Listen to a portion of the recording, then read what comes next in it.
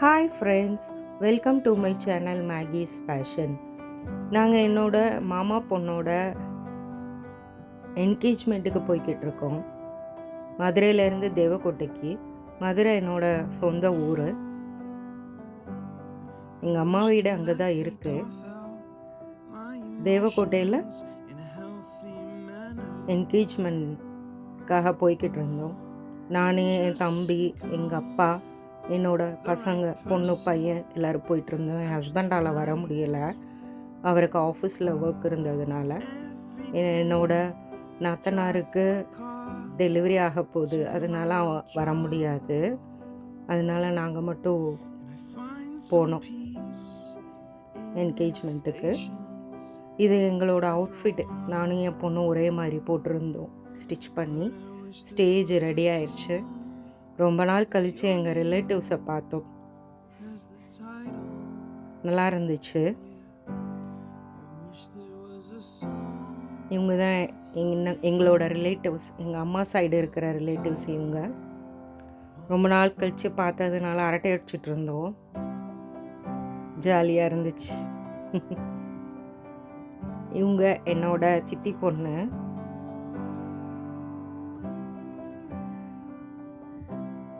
ரொம்ப நாள் கழித்து பார்த்ததுனால ஜாலியாக இருந்துச்சு.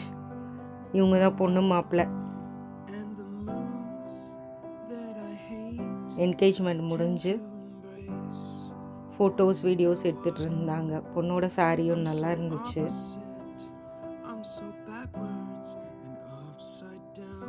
அப்படியே நாங்கள் எங்கள் இன்னொரு ரிலேட்டிவ் வீட்டுக்கு வந்து, நான், என் தம்பி, பசங்க எல்லோரும் சேர்ந்து வந்து ட்ரெஸ் சேஞ்ச் பண்ணிவிட்டு திரும்ப மண்டபத்துக்கே சாப்பிட வந்துட்டோம்.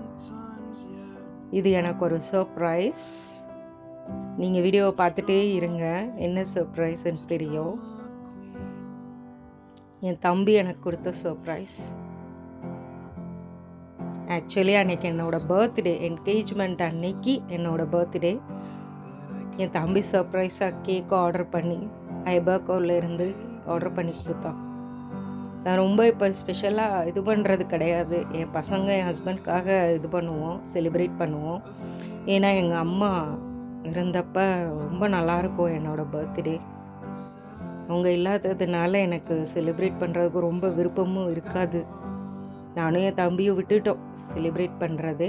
பட்டு நம்ம அன்புக்காக, அன்பானவங்களுக்காக நம்ம செலிப்ரேட் பண்ணுறோம்.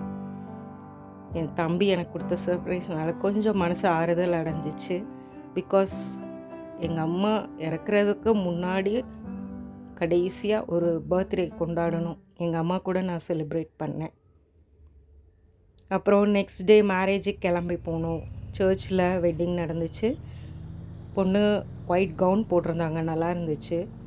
வீடியோஸ் எடுக்க முடியலை, முன்னாடி போய் உட்கார முடியல, இடம் இல்லை. அதனால கொஞ்சம் பின்னாடி வந்துட்டேன். பின்னாடி இருக்கிறதுனால சைடில் தான் எடுக்க முடிஞ்சிச்சு வீடியோ. மேரேஜ் முடிஞ்சிட்டு மண்டபத்துக்கு போனோம். அங்கேயும் பொண்ணு சாரீ கட்டிட்டு ட்ரெஸ்ஸு மாற்றிட்டு வந்தாங்க. நாங்கள் எல்லோரும் வீடியோ எடுத்துகிட்டு இருந்தோம்.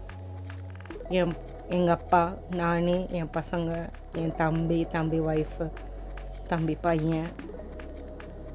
இதுதான் என்னோடய அவுட்ஃபிட். லெஹெங்கா, என் பொண்ணு கவுன் போட்டிருந்தா.